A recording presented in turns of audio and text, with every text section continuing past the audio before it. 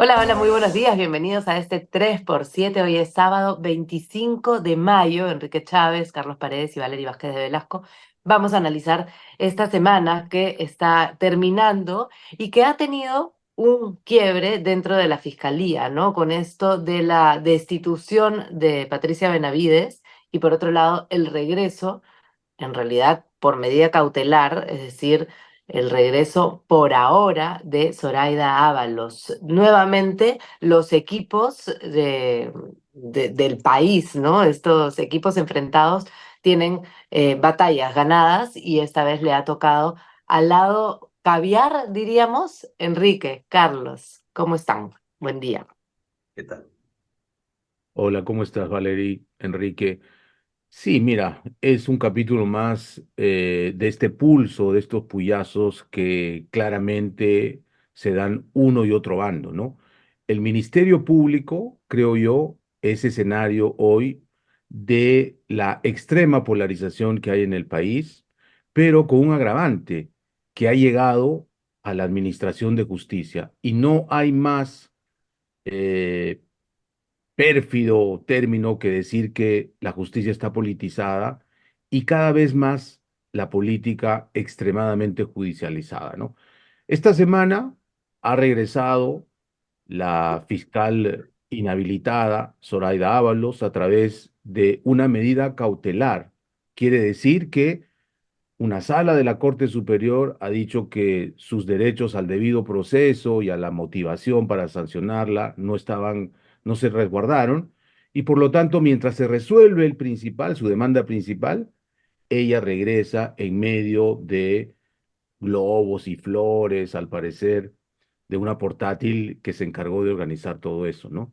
Pero no solo ha regresado ella, también ha regresado la Procuradora General del Estado y ha renunciado Pacheco, que acababa de ser nombrado oficialmente por este gobierno, ¿no? ¿Y quién es el Procurador General? Nada menos que el jefe de todos los abogados que representan o deberían representar al Estado, sobre todo en estos juicios de corrupción donde se tiene que cobrar una reparación civil.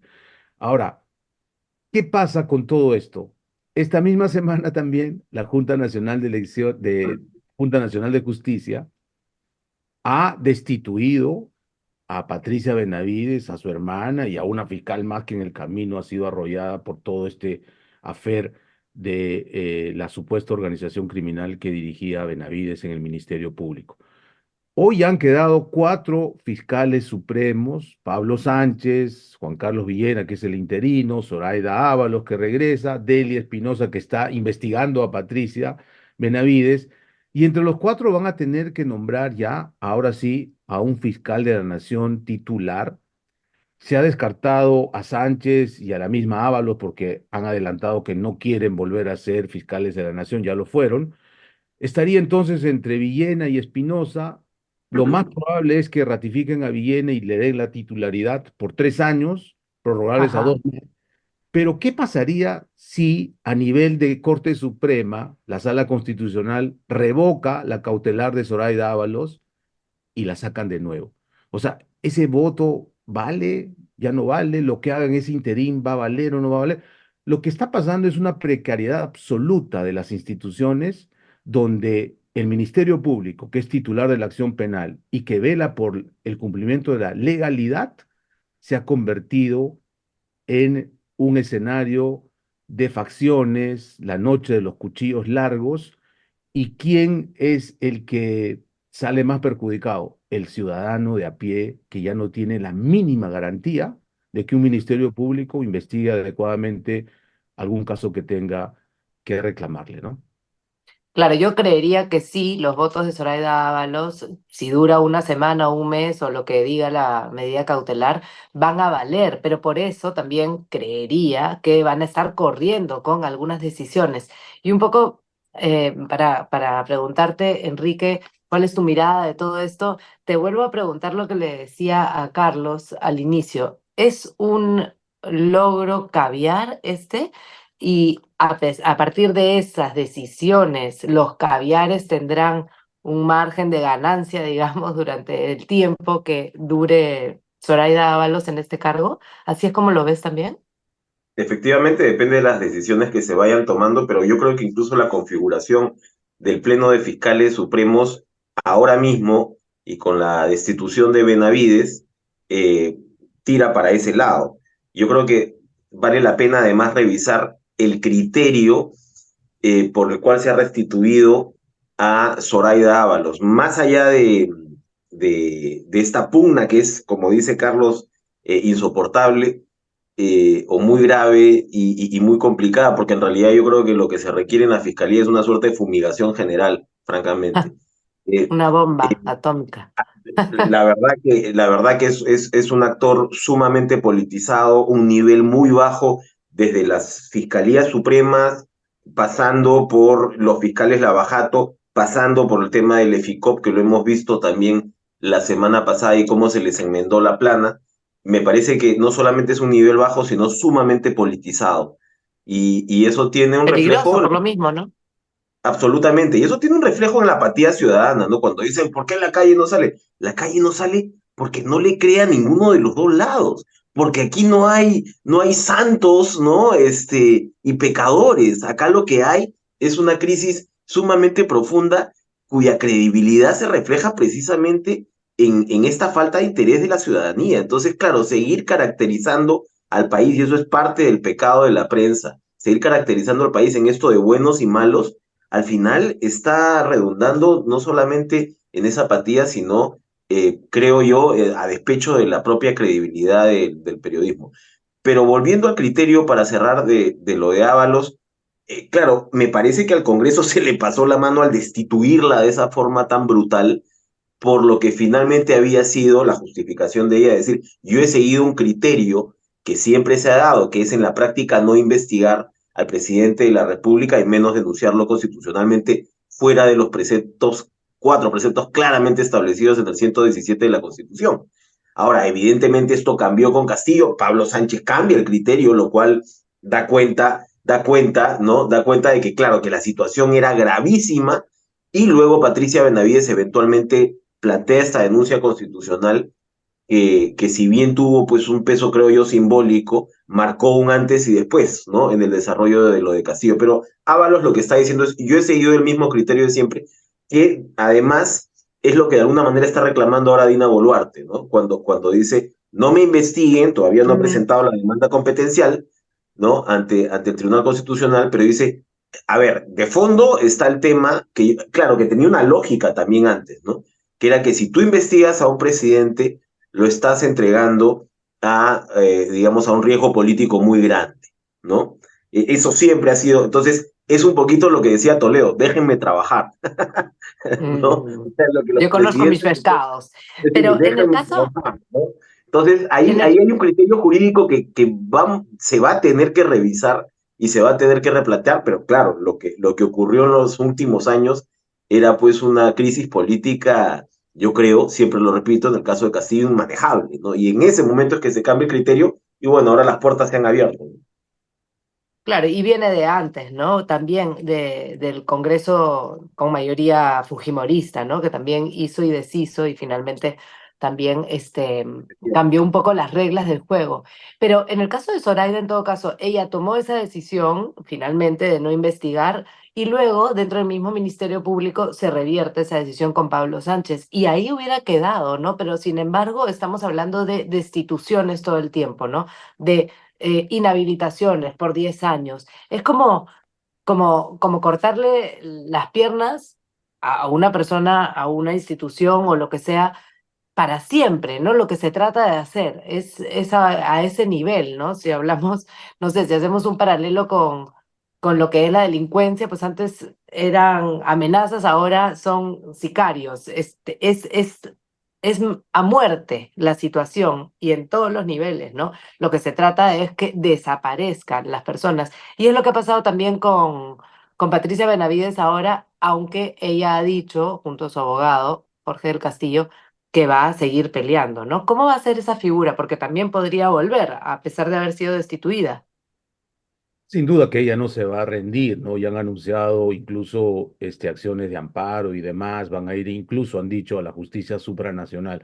Pero Antes de hablar de ella, quisiera solamente referir a Zoraida Ábalos, que ella venía también con una mochila anterior, ¿no? Recuerden Ajá. que popularmente le decían Shakira, ¿no? Ciega, sorda y muda para investigar a cierto presidente, concretamente Vizcarra. Incluso se habla de sus reuniones clandestinas en Palacio de Gobierno. Karen Rock hablaba del perfume francés tan intenso que usaba y que le fastidiaba mucho a Vizcarra, ¿no? Y que además la reconocía, al parecer era un sabueso, a 100 o 200 metros antes de que ingrese a su despacho. Eso no solo es una anécdota, es algo absolutamente irregular que la titular de una institución se supone independiente se reúna con el poder de turno para no tomar café, sino para tomar decisiones sobre casos flagrantes que se investigaron. Vizcarra, recordemos, se reunió con las fiscales que investigaban los cuellos blancos en su edificio de San Isidro más de una vez, ¿no? Cuando él era un investigado, cuando él tenía un audio con Tonito Camayo que negó muchas veces y hasta que salió la foto, pero nunca salió el audio. Y de eso está respondiendo ahora este coronel conocido como el Conejo, ¿no? Que dicho sea de paso, era poseedor de esos secretos. Pero Benavides va a agotar la última instancia. Yo creo que en términos reales ya es un cadáver político, hay que decirlo, no solo fiscal, porque se ha convertido en una actriz política del escenario actual. Yo creo que ha politizado más su caso pidiendo la asesoría de Jorge el Castillo, que para todo efecto práctico es más un dirigente político que un abogado, ¿no? Esto va a Y los continuar. apristas no lo apoyan, ¿no? Con esa Sí, ha habido decisión. ahí sus discrepancias entendibles.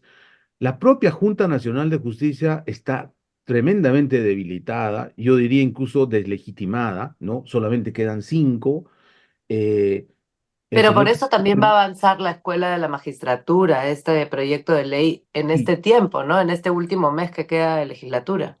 el Congreso ha sido fuerte y recordemos que ayer hay una cosa interesante que comentar.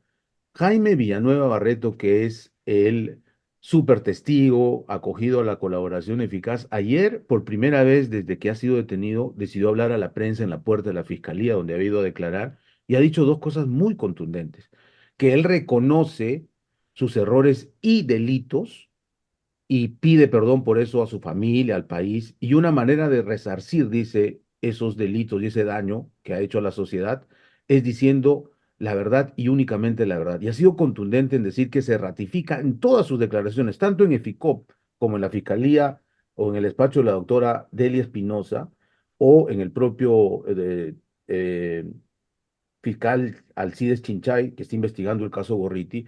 Y además ha dicho, todos a los que yo he nombrado saben que lo que estoy diciendo es verdad, ¿no? Y lo ha dicho con una seguridad increíble. Eso creo que va a marcar la pauta también, porque acá, como dice Enrique, no hay buenos y malos, no hay tirios y troyanos. Acá se tiene que llegar hasta el final, como se dice manidamente, caiga quien caiga, ¿no? Ujú. Pasamos a Tía María o nos comentas rapidito, Carlos, sobre el tema de Dina, porque lo ha hecho por encima Enrique, pero claro, no quiere que le investiguen. ¿Y qué posibilidades hay de que esto ocurra, no? Evidentemente no quiere que le investiguen, pero hay también muchísimos indicios de que ha estado cometiendo delitos. Sí, el Ejecutivo, de manera institucional, así lo ha dicho el Premier Adrián Sen, va a presentar una contienda competencial en contra del Ministerio Público y del propio Poder Judicial al Tribunal Constitucional para que defina si un jefe de Estado puede o no ser objeto de pesquisa preliminar durante su mandato, ¿no? Enrique ya ha citado el artículo 117 de la Constitución, que es bien claro, le da inmunidad absoluta al presidente mientras dure sus 5 años de mandato, pero esto ya fue roto por el criterio de Pablo Sánchez, así que le están pidiendo al TC que defina, y si define a favor del Ejecutivo, todas las investigaciones de las joyas y de los muertos en los primeros días de su mandato y los que vengan, van a tener que esperar hasta que Dina Boluarte deje la presidencia de la República. Eso no es muy descabellado, que digamos, teniendo el TC que tenemos ahora, ¿no? Bueno, y es de alguna forma lo mismo que decía Zoraida Ábalos, ¿no? Es gracioso cómo va dando vueltas todo. ¿Tía María va o no va, Enrique? Fue el titular del simposio minero, ¿no? Y de inmediato el que pinchó ese globo es el gobernador regional de Arequipa, ¿no? Rogel Sánchez, que dijo que no se puede imponer, ¿no? Un proyecto de esta naturaleza. Yo creo que el gobierno está desesperadamente en necesidad de tener un trofeo que mostrar. Algo. Eh, ¿No? Se señala que Southern ha hecho un trabajo importante en términos de materia social, pero por el otro lado, claro, hay actores en el Valle del Tambo que dicen, ¿no? Que son 80, eso dicen los mineros, que no son más de 80 los que saldrían a protestar. Y evidentemente, claro, esto redunda, ¿no? En un tema de expectativa en el sector que yo siempre digo que finalmente, de repente, digamos, en un cálculo de pragmatismo, apoya la permanencia de Boluarte, que es el empresariado, ¿no? Entonces, evidentemente se está esperando, ¿no? Este símbolo, pero más allá de eso, lo que tienes y lo que se ha visto en el simposio es que efectivamente vivimos un nuevo superciclo de metales, eh, encabezado sobre todo por el cobre, que es la niña bonita del momento, y claro, por un oro que supera pues los $8.000 la onza y que te explica en buena medida la actividad de la minería ilegal ahora mismo, el fortalecimiento de la minería ilegal, ¿no? O sea, los cálculos gruesos son 2/3 partes de minerales salen de la minería formal y una tercera parte sale de la minería ilegal. Y esto tiene además un correlato político porque, claro, se está hablando mucho de qué cosa va a pasar en el sur, cómo va a votar el electorado, ¿no? ¿Qué tantas posibilidades tiene un desquiciado como Antauro Humala, ¿no? De poder acceder a la presidencia? Y él está siendo asesorado por mineros ilegales. Y tiene un discurso Sin duda. que va, por ejemplo, por el lado del tema de las concesiones, ¿no? Las concesiones son para las que la trabaja, dice Humala, Humala, como repitiendo, reproduciendo lo de Velasco con la reforma agraria. Entonces, No, es un tema sumamente complejo que genera una grandísima oportunidad para el país y otra vez, claro, se ha hablado mucho de cómo se redujo la pobreza, particularmente durante el segundo gobierno de Alan García, donde se aprovechó ese superciclo. Julio Velarde ha dado mucho que hablar también con su presentación porque dice, oye, tú puedes revertir el tema de la pobreza, es ridículo, dice, decir que hemos retrocedido 26 años, ¿no? Con un empujón similar al que hemos tenido en otras ocasiones podrías hacerlo. Entonces, es un tema que reviste la mayor importancia, probablemente es el más importante del país, más allá incluso que la fiscalía y demás, pero tiene todas estas complejidades y desafíos, ¿no? no, y el tema de la minería que dices que asesoran a Humala, también pueden financiarlo, ¿no? Hay muchísimo interés ahí y ese dinero va a ser superior al que tengan otros candidatos que pueden ser buenos, que además buscan la honestidad y que finalmente van a estar ahí esperando su yape de los buenos o de los soñadores y van a ser revolcados, ¿no? Por la cantidad de plata, la cantidad de movimiento y toda la información que sí podría llegar. Solo añadir una cuestión final por ese lado, que es cómo va a ser el Perú frente a esta magnitud de economía ilegal que atraviesa prácticamente todo el país y en particular, ¿qué vas a hacer con los mineros ilegales? ¿No? ¿Vas a negociar con ellos? ¿Vas a sencillamente declararles la guerra? ¿Vas No, a pues claro. integrar a algunos de ellos al circuito formal? Es una pregunta de la mayor importancia y yo creo que muchos están viendo cómo responderla ahora. Es absolutamente peligroso el terreno que estamos caminando por ahí. Claro, un tercio de la minería es muchísimo, finalmente, y se menosprecia, ¿no? Ahora, ¿Tía María va o no va? Porque una cosa es lo que diga el gobierno y otra cosa es lo que converse con las comunidades y realmente cómo está atendiendo puentes, o sea, incluso con los legales, ¿no? Porque no se ve que estén avanzando mucho en esas conversaciones y no debe ser fácil tampoco, y sin embargo, soltar una bomba como esa hace que la gente se prepare y que más bien se ponga en alerta, ¿no? Tal vez que rechace incluso la idea por sencillamente haber soltado a lo bruto tía María va, ¿no? Carlos. Sí, mira, no solo el ministro de Energía y Minas, Rómulo Mucho, estuvo muy entusiasta con esta idea de darle el go definitivo al proyecto minero que va a suponer $1.400 millones de inversión en una primera parte y el Grupo México de Sauder dice, estamos listos para hacer, ya hemos hecho un trabajo fino de filigrana con la población de la zona de impacto, pero este es un proyecto viejo, recuerden que está paralizado desde el 2011. El 2014 ya se le aprobó su estudio de impacto ambiental que suponía, entre otras cosas, hacer una planta para desalinizar el agua del mar y no comprometer a la agricultura. El 2019 se le otorgó una licencia y después hubo un retroceso terrible. Y en el Ajá. camino del 2011 al 2015 ha habido 6 muertos por las protestas que se hicieron en la zona.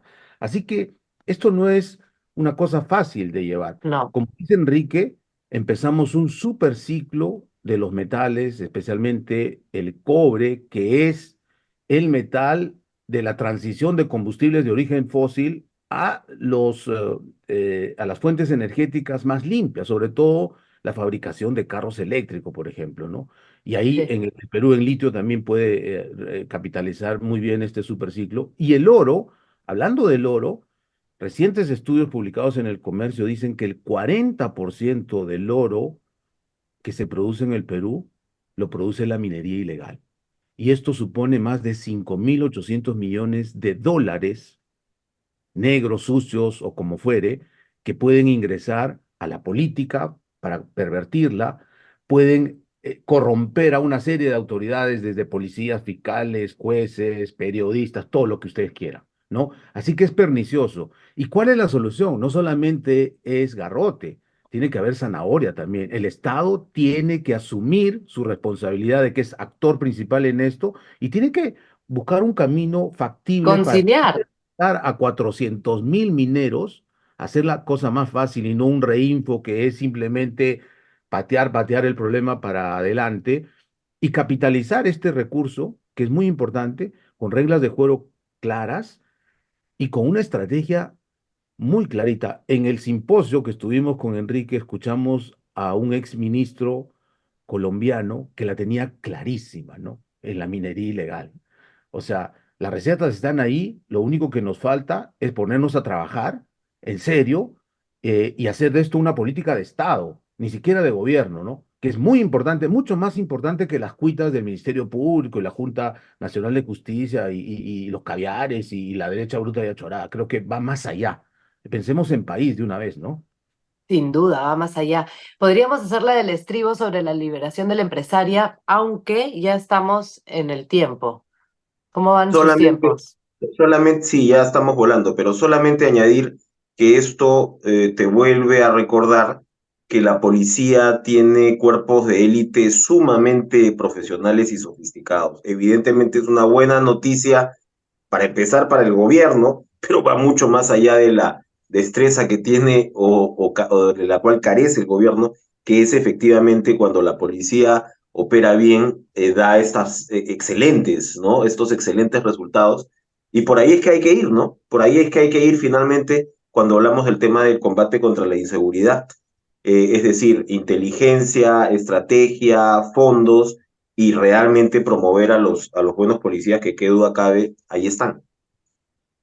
Sí, solo que mandarle un abrazo grande a Jacqueline Salazar Flores y a toda su familia. Ha pasado 11 días de infierno. Qué bueno que esté libre y que su caso sirva, como dice Enrique, para potenciar nuestra policía profesional y que se actúe también en ese problema grande que es la inseguridad ciudadana, ¿no? En varios Un poco, periodos, las olas de secuestros han sido neutralizadas por la policía.